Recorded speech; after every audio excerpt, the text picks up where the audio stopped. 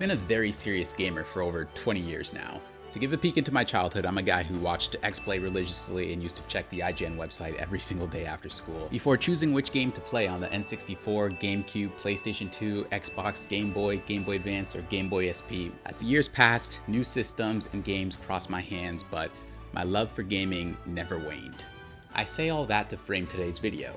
In my lifetime, I have never seen such an amazing game released by a well-known studio that received such little attention and reverence throughout the gaming diaspora. The game I'm referring to, of course, is Metaphor ReFantazio. It's a genuine masterpiece and nobody cares about it. Today I'll be identifying the reasons why that is, and rest assured there will be no major spoilers in this video, so anyone can stick around and find out what makes this game such a paradoxical anomaly. Now, it's been exactly 1 year since this game was released, and when it was released, it received critical acclaim across the board, earning a critic average of 93 and strong consideration for Game of the Year. While it eventually lost that award to Astrobot, that didn't stop established companies like GameSpot from giving it their Game of the Year award. I wanted to very clearly depict how Metaphor came onto the scene to appropriately juxtapose how the game actually lives in the public consciousness today. It kind of doesn't. Given the fact this game was released exactly a year ago, this has given plenty of time for people to form their opinions about the game and for an ecosystem of fans to emerge. However, this simply hasn't happened, at least not on a scale that is worthy of its aforementioned critical reception. Please allow me to elucidate all of the factors at play and stick with me because there's a lot that goes into it. I'd like to first define the cognitive concept that I believe lies at the center of this situation, and that is something called top-down processing. Top-down processing is essentially the psychological idea that perception is informed by prior knowledge, context, and expectation, rather than being a simple registration of sensory data.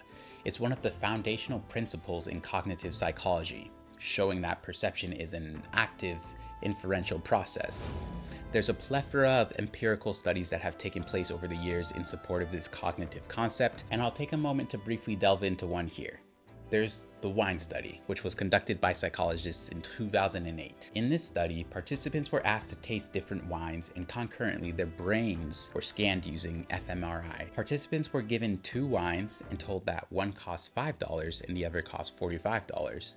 The wrinkle was that the wines were actually identical. When people were drinking the more expensive wine, they claimed it tasted better and their brains backed it up on a biological level. The fMRI scans show stronger activation in the orbitofrontal cortex, the region linked to pleasure and reward. So in other words, their expectations literally changed their sensory experience. This study offers clear evidence of top-down processing, or how our beliefs and expectations shape the way we perceive the world. It's the same psychological mechanism behind placebo effects in medicine, or why branding can make a product seem more enjoyable. The simplest way to sum this up is that top-down processing is the fact that perception equals sensory data plus prior expectation. The brain's predictions sculpt what we see, hear, and feel. So how does this relate to Metaphor ReFantazio? Metaphor ReFantazio is a game from Atlus, the people behind the beloved Persona series. Stylistically, it belongs to the same genre as Persona, as a narrative-focused turn-based RPG, with slice-of-life elements and opportunities to foster relationships with other characters. So what ended up happening with a lot of this game's reception is that many people pointed to its differences with Persona and perceived those differences as flaws. At the same time, many people pointed to its similarities with Persona and perceived those similarities as flaws. Trust me, this was a recurring theme when I made a nearly 2-hour-long video analyzing Steam reviews of the game. Don't watch that unless you've played though, major spoilers in that one. Do you see what I'm getting at though? Regardless of what they were, many people's prior expectations formed from Persona 5 Royal or Persona 4 or Persona 3 severely impacted how they engaged with and experienced Metaphor ReFantazio. You compound that with the critical acclaim that the game received, and you have a large majority of the player base looking at Metaphor and having very specific expectations for the game. And as we explained with top-down processing, prior expectations shape perception to the point your brain's pleasure region will fire in accordance to your expectation and not the actual experience. And don't get me wrong, while I love this game, I myself wasn't immune to this at all. In fact, the first video that I made after completing Metaphor ReFuntatio was a compare and contrast between it and Persona 5 Royal. A large element in that video was explaining how I had a constant internal monologue in which I was constantly battling myself in my head throughout my playthrough to stop comparing and contrasting the game to Persona. It was really hard for me to let go and remove my internal counter of, oh, this is different, or oh, this is the same, and simply maximize my enjoyment of the game. And this isn't the only Atlus title where this has happened to me. The shadow of Persona 5 also loomed over my playthrough of Persona 3, in spite of the fact that the stories are vastly different. When I played Persona 3, I ironically struggled to see the characters as wholly unique. Many of them, I couldn't ignore their similarities with characters from Persona 5. The irony, of course, being that the Persona 3 characters quite clearly served as inspirations or templates for the characters of Persona 5. In fact, to be completely candid, when I finished Persona 3, I literally thought to myself, thank God Persona 5 was my first Persona title, because I genuinely felt that my experience with Persona 5 would have actually been lessened by having played Persona 3 first. If you played the games in that order, I'd be curious to see what you think about that. To continue, I want to go deeper here for a second. Obviously, top-down processing is something that just affects life in general, right? In terms of gaming, I want to highlight that it likely has the most detrimental effect with games or series like Persona. Allow me to elucidate this notion. The Persona-style games that Atlus make thrive on something called narrative transportation. Narrative transportation is the psychological state of being mentally and emotionally absorbed into a story world, so much so that your attention, imagery, and feelings focus on the narrative and you temporarily leave the here and now. Narrative transportation was a cognitive concept that was defined by social psychologists Melanie Green and Timothy Brock in the year 2000. In the most simple sense, we are talking about immersion, right? Now, there's two key findings from this study which I'd like to highlight that are starkly relevant to Metaphor ReFuntatio. These findings are details that aid and abet narrative transportation, so I think of them as both things that result from narrative transportation and also things that basically must happen for narrative transportation to take place. The first key finding was that emotional engagement amplified persuasion, meaning that emotional connection to characters strengthened belief change. So when readers empathize with the characters, they were more likely to internalize the story's themes. The other key finding I want to highlight is that narrative transportation reduces counter-arguing, which basically means that when deeply absorbed, readers don't critically analyze or argue against the message. Their cognitive resources are focused on the story, not on skepticism, which means that the story can almost slip past rational defenses. Now, to provide context for those who may not be aware, Metaphor ReFuntatio is a story that largely focuses on systemic racism and oppression. So a lot of the game's runtime, especially in the introductory phase of the story, is spent showcasing micro and macro aggressions, both from individuals and institutions, and delving into different philosophical solutions for the situation. Here's the thing with that. Being the recipient of systemic racism and oppression is absolutely not a universal experience. In fact, a UNESCO study estimated that only 1 in 5 people globally experience discrimination due to their skin color, gender, or origin. And honestly, a lot of people who don't experience it struggle to understand it or even find the topic uncomfortable and dedicate themselves to willful ignorance or outright denial to preserve their own sense of comfort. So, because this story's framework is so centered around a topic that the vast majority of people don't experience or wish to understand or acknowledge, you're left with a big section of the player base lacking the ability to seamlessly emotionally engage with the story. Remember, a key barometer for narrative transportation is empathy-driven emotional connection. The game's framework is also intertwined with the other key component to narrative transportation that I brought up, which is counter-arguing. Because the game foregrounds systemic racism early on, some players may struggle to achieve narrative transportation. Without that immersion, they also miss the natural reduction in skepticism that comes with it, leading to more resistance to the story's themes. Many dissatisfied players describe feeling beat over the head with the game's showcasing of racism, but I see that reaction as discomfort with a topic they'd rather avoid. Ironically, that very discomfort prevents them from immersing in the fantasy world the way the narrative intends. Think about it. With Persona, the premise and framework of the game's story is always that you are a high school student. This is a nigh universal experience. I mean, even if you've never been in high school, you've likely been in groups of people in your age group and done activities with them together. This familiar scenario and story framework eases the transition for effective narrative transportation and acceptance of the story and what it wants to tell you.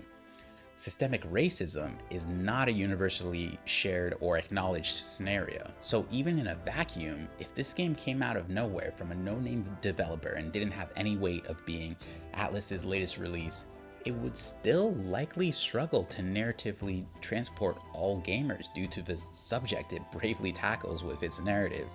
But then you add in the prior expectations that come with it being an Atlus title, and you have almost the perfect storm of alienating a lot of players before they can even finish the prologue. And this stuff truly matters. Neuroscientific research from 2009 around narrative transportation showed that when people are successfully transported, brain regions related to perception, emotion, and motor activity activate as if they were experiencing the story's events. So for example, motor cortex activation was tracked during action scenes, or emotional regions like the amygdala fired during tense or sad moments. You can kind of glean here that narrative transportation is a key component to how much we'll enjoy a story, and the key factor that separates good from great. So what I'm proposing is that the reception of Metaphor ReFantazio illustrates just how much our prior expectations and cognitive frameworks shape the way that we experience the story. Top-down processing ensures that we are never blank slates as we play a game. We carry with us the weight of prior experiences, and this is especially true of a franchise that relies so heavily on narrative transportation. And when you have players en masse who are struggling to narratively transport due to a combination of Metaphor's focus on systemic racism and the weight of its Persona expectations, you get a public reception that Metaphor got. In spite of its critical acclaim, you get a game with a wider spectrum than most. Absolutely beloved by many, apathetically completed and forgotten by many, and found to be poorly written by some. And that's unfortunate because people are always lambasting remake culture and recycled ideas, but when a studio does depart from its formula a bit and conceives of a world that's creative and unique and a complete tonal shift, we as humans tend to struggle to reconcile with it. I think to start to put a bow on this video, I'd like to share a very recent example, I'm talking days ago, of top-down processing in live time that is actually from yours truly.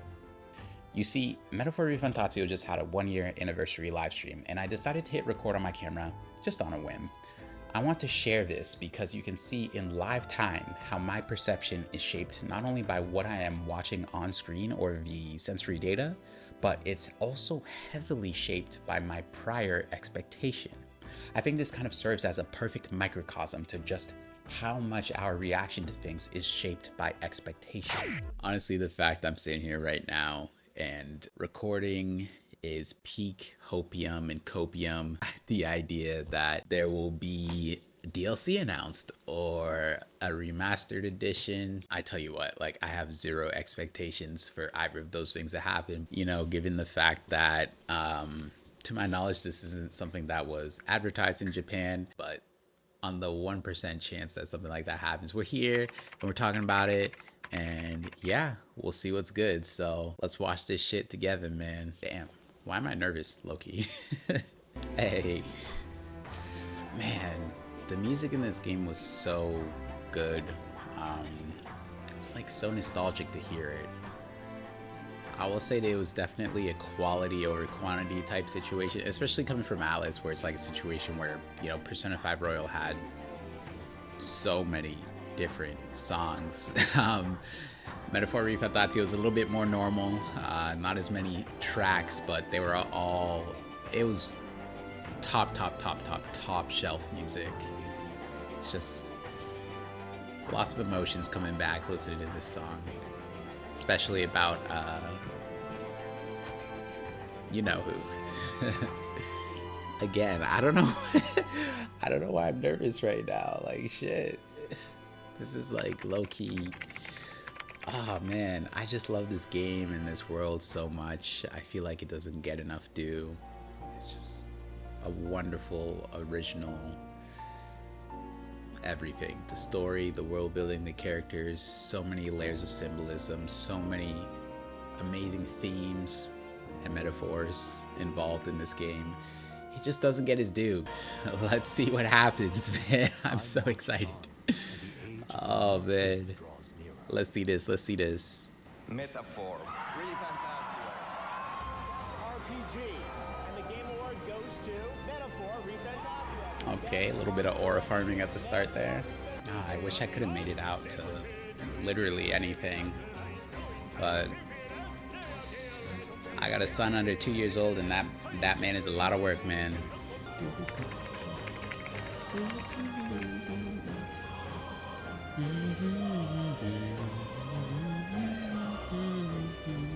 Fills us with immense motivation in our daily development efforts. Please. None of this would have been possible without I your beg you. support. And for that, I am incredibly grateful. Thanks to everyone participating in and making this anniversary truly special. It's not looking Your good, support chat. serves as a driving force for all. We hope that you will continue to cheer us on. It's not looking good Hello, at all, everyone. chat. I am Shigenori Soejima. To mark this special occasion, I've created a commemorative illustration. Oh, I hope that through this artwork, my gratitude for everyone who has supported me. Imagine There was a if it's time-lapse video capturing the literally creation of this illustration. just the I hope art, you enjoy and that watching was it the as whole much as I point of this enjoyed creating event. it. Additionally, as part of this celebration, we are hosting a promotion where you can win a signed copy of this commemorative illustration. This campaign symbolizes our heartfelt gratitude for everyone who has supported Ain't no Metaphor way, and dog. enjoyed Ain't no our work throughout this way. past year. Please refer to the instructions displayed on the screen for details.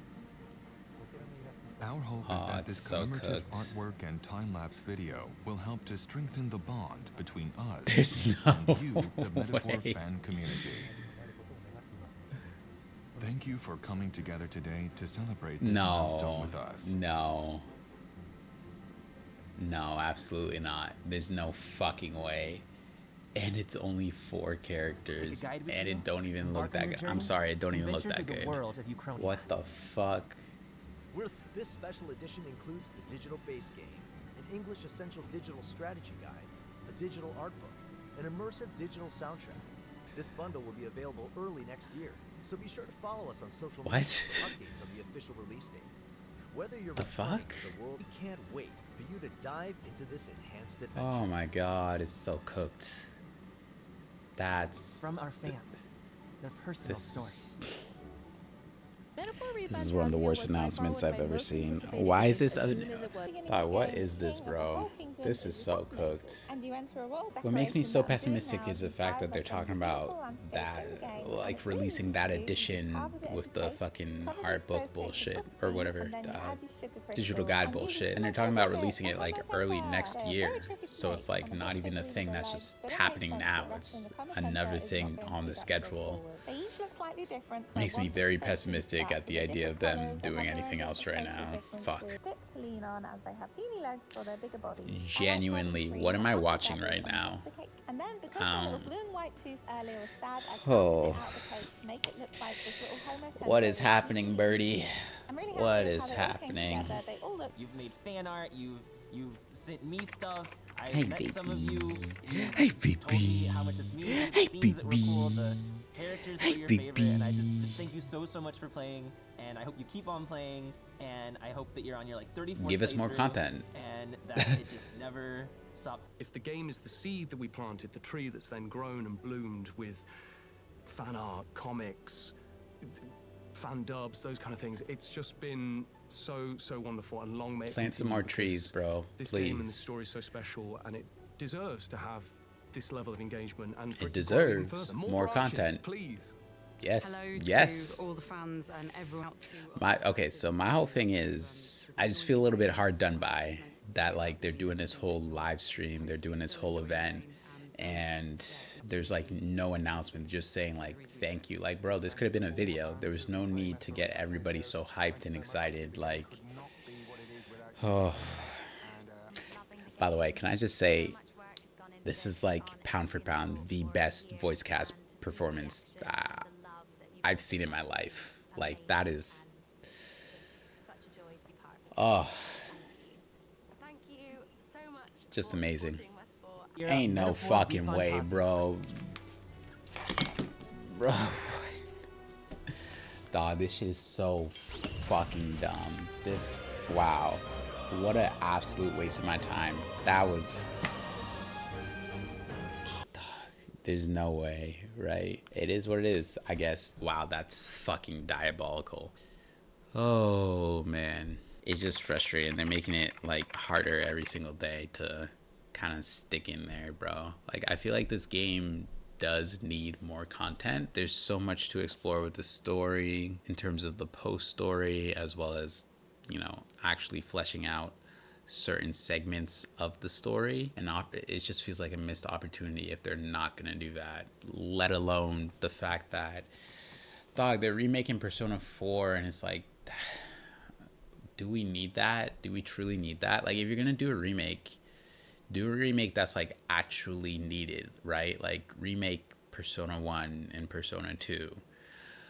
Don't just remake a game that came out like so recently that most people who are fans have played that game and enjoyed it as it was meant to be. We're not getting new content for this game. We haven't heard shit about Persona 6 and it's been, I don't know, 300 years. Like, I don't know, that shit kind of, it just feels like a slap in the face that like, why was that a stream? It could have been a video, you know? Like, why did you build hype and then put us in a situation where you're like, hey guys, we're selling you this game again at the beginning of next year.